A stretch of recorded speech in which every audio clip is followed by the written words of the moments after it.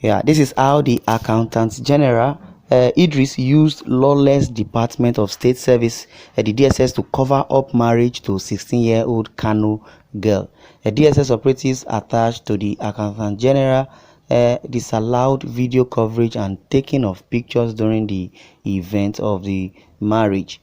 The Accountant General of the Federation, Ahmed Idris, used operatives of the Department of State Services to cover up his secret marriage to a 16-year-old Kano girl, identified simply as Usna, Sahara Reporters has gathered. Sahara Reporters had earlier reported that Idris forcefully married Usna a few weeks ago after luring her and her family with millions of naira. Sources at the wedding said DSS operatives attached to the Accountant General disallowed videos, coverage, and taking of pictures during the event. The Accountant General personally ensured, with the help of his security details, DSS not to video or capture the event. It all started like he just came to greet the family before he later revealed to the family that he wanted the marriage to hold immediately, a request which my father refused, an uncle of the girl told Sahara Reporters. He, the Accountant General of the Federation, told one Amina, who happens to be a family friend, that he needed a young, fresh girl that doesn't know anything in life and that has not started higher education. And that was how the Amina introduced him and brought him to my father's house in Kano.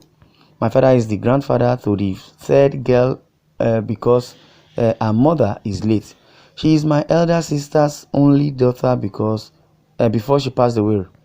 Usna's dad, a Nigerian customs officer, remarried after the death of my sister, Usna's mom. The girl, since she was 2 years old, has been staying with our mother. That's our grandmother. She stayed there until recent, when the Accountant General of the Federation came seeking for her hand in marriage by every means possible. The Accountant General of the Federation, went as far as directing her father to look for a house of his choice in Abuja and Kano, and that Idris, would buy for them. Sahara Reporters had, in a series of details investigations, exposed how Idris acquired several properties whose value run into many billions of naira since being appointed by President Muhammadu Buhari as the administrative head of the Treasury in June 2015. A visit to Gezawa Commodity Market Limited and Gezawa Integrated Farms Limited, owned by Idris, lent credence to the allegations made by concerned citizens and some stakeholders on how and where the AGF got the money he used in acquiring the multi-billion naira firms, both in Kano through his direct family members. The shareholdings of both firms indicates a spread of Idris family members on the official board. There have also been questions asked about how the AGF bought Sokoto Hotel in Kano with 500 million naira cash. Sahara Reporters gathered that Idris, upon acquiring the hotel, ordered its immediate demolition with the intention to build a multi-billion naira shopping mall on the property. Despite clocking 60 years in 2020, Idris succeeded in pulling different strings in the presidency to secure an extension of his appointment by beyond the legal limit. Now, we Nigerians should know where our debt is going, or the money Nigeria is loaning will go to borrow money, and these people are the ones embezzling the money. Say they need to be accountable and to be arrested. Now they will say Nigeria is broke. Why won't a dollar rise? You now spend 500 million. How come? How much is your salary? What's your business? What do you do? Like individual in Nigeria, are even richer than the so-called the country Nigeria itself. Sahara Reporters gathered that he engaged the services of highly placed persons, including governors, senators, and emirs, who prevailed on President Buhari to give him the extension extension. Okay, the action is, however, against the civil service rules, which states that a career civil servant must disengage from service either after attaining 60 years of age or having worked for 35 years, whichever comes first. It was also against a recent circular from the Office of the Head of Service to all agencies of the Nigerian government, which says, for avoidance of doubt and in order to maintain discipline and integrity of the extant public service rule, which prescribed 60 years of age or 35 years of service for mandatory retirement and should be strictly complied with.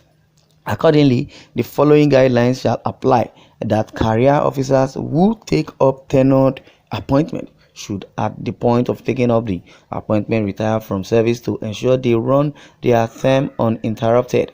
That career officer who have not retired from service before the commencement of their tenure appointment must leave office on attainment of mandatory age years of service for retirement, and that career officer who are currently holding tenured appointment are required to retire from service with immediate effect and continue to run their term.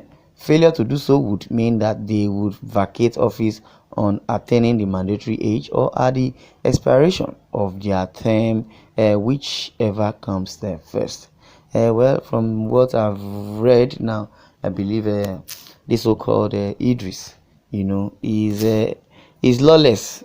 They are just lawless. We are living in a lawless country as it is as of now, because most of them, when you have attained that height or that age of retirement, I don't know what is making you seek for extension, and just because of the embezzlement or the money he wants to embezzle, and that is why he's seeking for extension so that he can continue to share among the looted funds or the borrowed funds. Because when he heard about the $4 billion which Buhari wanted to go and borrow, I believe say, hey, if I retire now, I'm not going to share inside the money.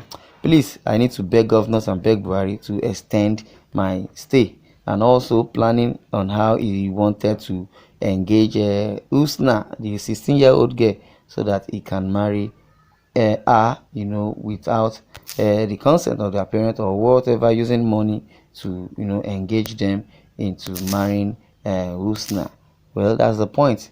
When you are forcefully marrying somebody, well, I believe, nemesis definitely will catch up on whoever is doing evil or doing good. Basically, Usna and his family also are being given, millions of naira just to, be able to marry Usna. What I noticed and what I think is that the family or the guardian, had already sold the girl to the man, because he would do anything possible, to marry the girl. And in other words, anything he does, either positive or negative to the girl, nobody will question him. Well, this is where I'm going to stop. I would like you to share your view in the comment section. Thanks for listening, and God bless you.